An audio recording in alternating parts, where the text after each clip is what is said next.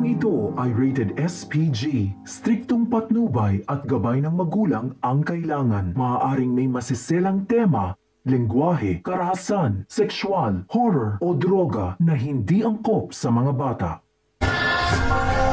Hello mga kapamilya, ito na naman pong muli ang inyong lingkod upang maghatid po ng magaganap bukas dito sa FPJ's Batang Quiapo. Dahilan nga po itong si Olga ay nakipagkita nga po dito kay Balatukan upang sa ganon nga po ay patunayan kung totoo nga ba na pinahirapan nila itong si Tanggol.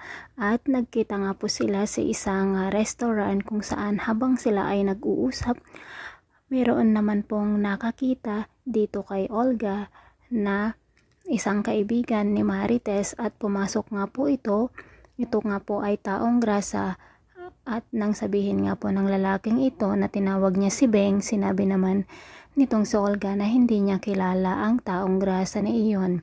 Kung kaya't dito na magsisimulang matakot itong si Olga dahil nga po unti-unti nang malalaman ni Marites na nagpapanggap nga po siya. Samantala, doon naman po sa kulungan, dahil nga po si Tanggol na ang kapalit nitong si Bong at siya na nga po ang mamumuno sa mga bilanggo at kasama nga po niya itong si Bubbles, simula na nga ang misyon niya na ipagagawa sa kanya ni Chief Espinas na kung saan nga po ay may mga taong ililigpit niya ang kanilang buhay. At ito nga po ay ang mga taong masasama kagaya po ng mga pinuno ng sindikato. At sinabi nga po ni Chief Espina na kailangan mapatay niya ang lahat ng iyon at kailangan makabalik siya sa kulungan dahil kung hindi siya makakabalik ay alam na niya ang mangyayari.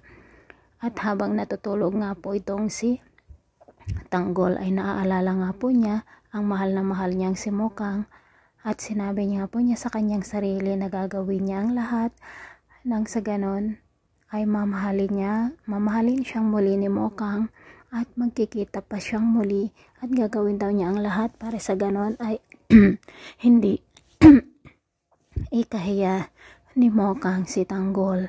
Samantala, hindi po pala namatay itong si Primo mga kapamilya. Buhay pala si Primo dahil nga po sa pagpapasabog ng nilang sasakyan kung saan dadalhin na nga po sila sa Muntinlupa ay nakatakas nga po itong si Primo. Kung kaya't dito na rin po maghihiganti at gagawin nga po niya ang lahat para sa ganon ay makapaghiganti siya dito kay Agosto na umalipusta sa kanya sa loob ng kulungan.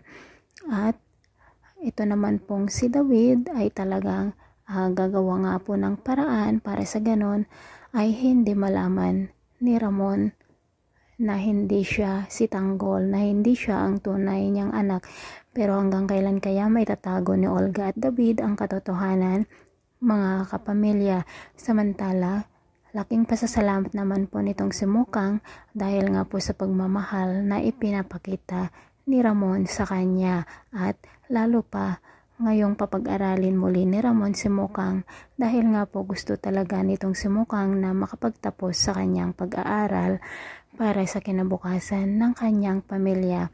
At sinabi niya na hindi niya iaasa lahat kay Ramon ang kanilang pangangailangan kung kaya't gusto nga po niyang makapagtapos. So mga kapamilya, abangan po natin bukas ang bakbakang magaganap dito sa FPJ's Batang Quiapo. Thanks for watching. Bye-bye.